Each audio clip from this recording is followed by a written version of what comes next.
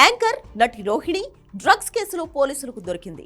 నిజంగా కాదులేండి, ఓ మూవీ టీజర్లో ది బర్త్డే బాయ్ అనే పేరుతో ఓ సినిమా వస్తోంది. దానికి సంబంధించిన ప్రమోషనల్ వీడియో రిలీజ్ అయింది. ఏదో చిన్న సినిమా 10 మందికి చేరువ చేయాలని రకరకాల ప్రయత్నాలు చేస్తున్నారు. అందుకే కాస్త ప్రమోషన్లు గట్టిగా చేస్తున్నారు. అయితే ఈ మధ్య డ్రగ్స్ కేసులో చిక్కుకున్న హేమ ఇష్యూను కూడా మూవీ టీం గట్టిగానే వాడేస్తోంది. ఈ వీడియోలో రోహిణి చింపి ఆరేసిందంతే. రోహిణి కనిపించింది హేమ పాత్రలోనే అని ఇప్పుడు కొత్త చర్చ జరుగుతోంది. టీజర్ ఓపెన్ చేస్తే ఎవరిదో బర్త్డే పార్టీకి రోహిణి వెళ్తుంది. అక్కడికి పోలీసులు వస్తారు. ఇది రేవ్ పార్టీ, నువ్వు కూడా బండెక్కు, నడు స్టేషన్కు అని దబాయిస్తారు. అయ్యో, బర్త్డే పార్టీ అంటే వచ్చాను, టెస్టులు చేయలేదు, పాజిటివ్ కూడా రాలేదు అని అంటుంది పోలీసులతో. ఇక్కడ వచ్చింది అసలు సమస్య.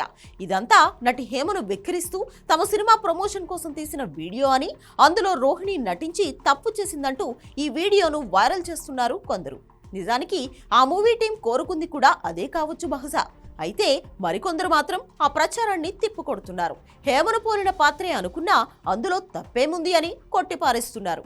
వీడియోలో వివాదం కథలుగా మీడియాలో వచ్చినవే కదా, ఇంకా ఎందుకు దాపరికం?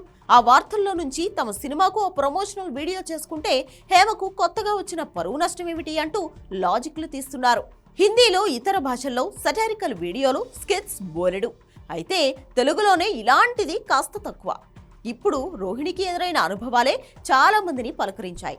ఇదంతా ఎలా ఉన్నా, ఇది హేమ పాత్రనా కాదా అన్న సంగతి ఎలా ఉన్నా, రోహిణి మాత్రం ఆ క్యారెక్టర్లో జీవించింది.